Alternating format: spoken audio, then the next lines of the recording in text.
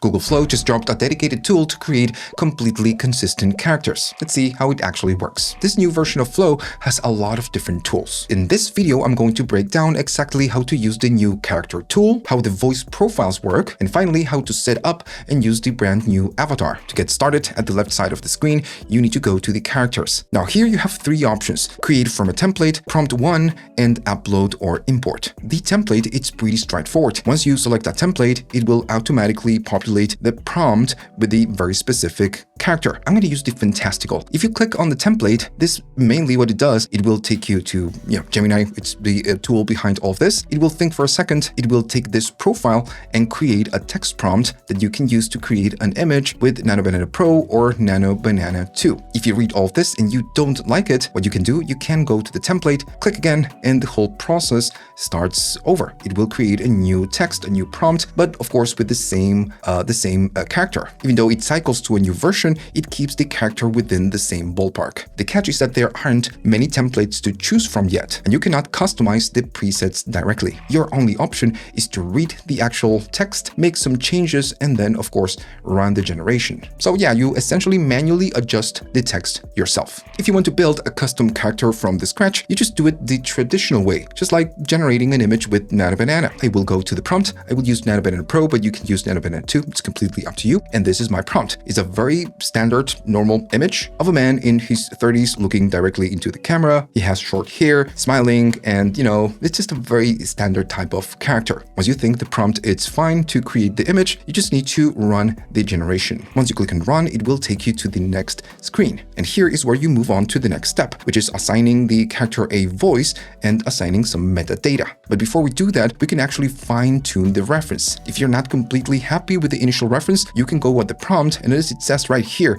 what do you want to change? Also at the top, you see show history. So you will see your first generation. If you run some edits by running the prompt, you will be getting a different generation. So yes, this works like before. You create a new image and then you can prompt for edits. Locking in your first solid reference, it's super important because at the bottom of the screen, right next to the main reference, you can add one more reference. I'm going to click the plus in 3, 2, 1. And when we click, we go to the next screen. Flow will give you a template to create different angles of your subject. And right here, you get the template already. You don't need to prompt for much, but right here it says this describe the body and outfit. So yeah, you just need to fill what the subject is wearing and the details of the subject. I'm going to put something simple like he is wearing a minimalist dark navy sweater and cargo pants and maybe some blue shoes. I want to use Nano Banana Pro, but again, you can use the Nano Banana 2. And once you run the generation, this will take the main image as a reference. This is what it's doing behind the scenes, and it will create different views of the same subject. Once you get the image back, that's that you have the same subject from different views. Now, if you don't like the generation, you can hover on top of the generation and then go at the very top and dispose it. Once you do so, you will be getting, of course, you delete, you can go right here and add a new subject. So you can just make some changes and then just run it again, and it will create, a new reference. Can you add as many images as you want as references? No, you cannot. You can only add the first image that you create at the beginning, and then the second one that we are getting right here, which is the different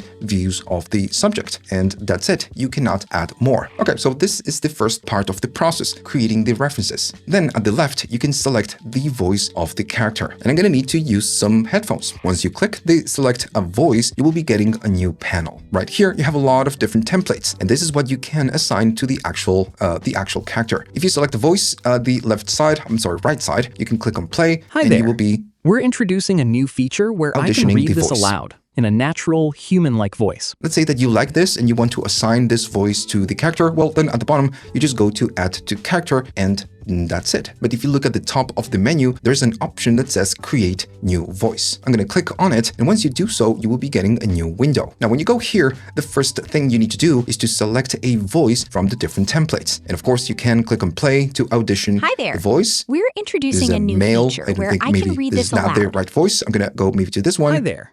We're introducing a new feature. Fine, I'm going to select this one. Before we move forward, I know what you're thinking. And no, you cannot upload an external audio file to clone a custom voice. You can only use the templates that you get. Nonetheless, the whole point of this create a new voice is that you can provide a name and then you provide a description of how that voice sounds. And behind the scenes, the model will take the base voice, make some modifications, and it will end up sounding a little bit different from the template. First, it's the name. I'm going to call it Orlando. Why not? Then we need to provide the description of the voice. I'm going to say that it's a sad, low-pitch, fast-paced type of voice. And then you need to provide a sample dialogue. And this is important. With this line, you can audition or sample your voice. I'm going to just paste a line. I'm just a guy standing in front of an AI asking to create a voice. Maybe you recognize that line. Now, once you add a sample dialogue at the very bottom on the actual voice, you have this icon. When you click it, it will process your instructions, the base voice, and the line. And you can audition the actual line. Let's see how it sounds. I am just a guy standing in front of an AI, asking to create a voice. I think it's taking the fast-paced, but not taking the low pitch and the sat, instruction. Nonetheless, if you want to make modifications, you can go right here to the description, delete or add something, and then only then you get this option back again, so you can regenerate the voice. I am just a guy standing in front of an AI, asking it to create a voice. Fine. So let's say that I like this and I want to assign this voice to Orlando. I'm gonna just click on Save New Voice. And once you do so, it will show up on list as an available voice. Tiny warning right here, you just can click on Orlando or your custom voice. You can just play. I am just a guy standing in front of an AI asking. And you can delete it. What you cannot do, you cannot edit the voice. So yeah, once you create it, you cannot go back to make some changes. I really think that this is something that Google needs to improve maybe on the upcoming versions. Right, so once you are ready and you have your voice, you just go to add to character. Then at the left side, you can see the assigned voice and you can play it and you can remove it and add different voice, but then you can just change the name of the character. My recommendation is for you to add a name. I'm going to call him Orlando to match the voice. And then at the bottom, you have the optional character info. And at this one, you need to pay close attention. This description defines the baseline personality, the quirks, and the mannerisms of your character. And this instruction feeds directly into the new Flow Agent tool. Then the agent reads the profile data before using your character on new generations. You don't need to type out your character's behavior in every single prompt. That's the whole point. I am going to add a description. We are not going to really use it, but this is how I think, Orlando is. So that's it. We have the different images, we have the voice, and we have the description. Once you are ready to add the character, go at the very top and click on Done. Your character will show on all media on your main dashboard, and it will show up on characters if you have many. And notice that you can click right here and create a new character. If you hover on top of the generation, you can, of course, favorite, but then you can just delete, copy, cut, or add it to the prompt. Since you can do it from here, if you click add to prompt, it will just add it right here. But nonetheless, if you want to go here, you just need to do add and then search the actual name. I'm gonna go for Orlando. There we go. We get it right here. And if not, you just can go to characters and you have Orlando right here. Once you select the character, you can use it as an ingredient. Now notice that we have an icon on the character. If you hover on top, it will let you know what this character it's using. We have two images for this character and we have a voice profile. Before we put all of this to test, I'm going to go to new character, and at the very bottom you have two more options, which are the add from project and the upload. And the upload, it's just pretty simple. Instead of creating an image, you can just upload an image. And once you upload an image, instead of using the prompt, it will process the image and take you to the next step. There we go. It took a little while, but I have the uploaded character as the first reference. And then the whole process starts over. You add more views of the subject, you can edit this image, and you add a voice and a description. Then the add from project, it's a little bit confusing. I first thought that this option is the option where we can import a created character on a different project to this project. But no, this means that if you click right here, you can go to a different project. You can select, of course, a project from your list, and you will be selecting an image that you've created on a different project. And then you import that image right here, and you keep moving on, adding the voice and the description. So it is pretty much the same as uploading an image, but instead of doing it from your computer, you do it from a different project. That's it. Once you create anything on Flow, you have access to everything that is inside that project. For instance, I am on a new project and I want to use the Orlando character. Well, when you go to the prompt, you do add, and then you have this avatar. I'm going to talk about this in a second. But if I go to characters, I don't have Orlando. And it's because you need to select the project where Orlando lives. I'm going to go to this one. That's the project that has Orlando. And there we go. we have the character, and if I click on it, I can use it on this project. Okay, so let's put it to a test. It's the same process as using an ingredient. First, I'm going to create a couple of images. I'm going to go right here and say that I want a full body shot of Orlando walking in Tokyo. Now, this is the text. I'm going to go here, say at, and select Orlando. And that's pretty much it. I'm going to run this prompt and then paste a new prompt, medium shot of Orlando. I'm going to need to go to the actual character, then select it. He is in his office, drinking coffee and wearing a plain black shirt and red pants. Even though the character has a very clear instruction in terms of clothing, we can prompt to change the clothing, of course. All right, so we get it back. I had a few issues that I cannot show on the screen because of copyright, but for the most part, we are getting Orlando walking on the Tokyo street, and then on the other one, he is drinking coffee, and we are getting the red pants and the plain black shirt. Something funny that it was happening is that I was getting the image of a very famous person called Orlando. I'm not going to say who it was. Maybe you want to guess in the comments because of, copyright. All of this is just very new, so I am also learning as well. So maybe when you name your characters, try to name them on a very specific way. Maybe Orlando and some random last name or a very specific name, which makes me think, what happens if I want to edit the character? I'm going to go to the project where this character lives. If I click on it, we just can go back. So I'm going to call it Orlando Hugh. Whatever. I'm gonna click on done, and now we have a new name. And then back on the other project, if I do add and I go to characters, we can see that now it's called Orlando Hugh. Let's give it a go with the video. I'm gonna select video ingredients 69.1, and I will use the new Omni Flash. 8 seconds. And I'm gonna go right here and just paste a prompt. Medium close shot of course, we go to Orlando Hugh is sitting on a cozy couch holding a red cup. Of course, we can add ingredients, and I'm gonna do so. I'm gonna go right here and add a new image of a red cup. So when we say red cup, we know that it's going to be about that very specific red cup. There we go. It's done loading. We get this red cup, and he looks at the camera and says, I think I should start drinking more tea. Right, so let's run it and see what we get back. So it's here. Before we listen to this, I want to play the I am just a guy standing in template. front of an AI asking it to create a voice. Let's see how the other one sounds. I think I should start drinking more tea.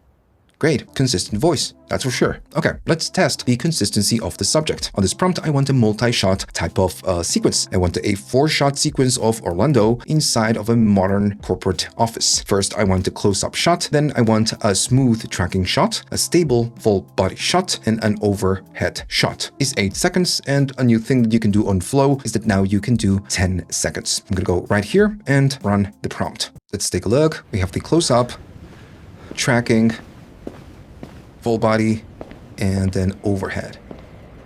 I mean, it looks pretty consistent. Nonetheless, this is a very simple generation. I mean, it's the character walking. Maybe if you put the character on a fighting scene, you will be getting, some inconsistencies. But for the most part, it looks awesome. All right, to finish, let's talk about the new avatar feature. Once you create an avatar, it will use your visual likeness and voice profile. Nonetheless, there are a few gotchas that you need to keep in mind. First, this feature, the avatar, it's currently on beta. It really depends on your country, and it can be a little bit glitchy. Secondly, and it's super important, the avatar that you generate, it has to be you. To set it up, you need to open Gemini on your actual phone, and you need to record a quick selfie video following some instructions. It will also ask for you to read some numbers aloud to, of course, create your voice profile. Don't be afraid, just go to Gemini on your phone and do it. It is a very simple process. Once your avatar is ready, it is tied exclusively to your account only. So it is really private. It's like a password. You cannot share that avatar and use it on different accounts. The only thing you need to do to invoke yourself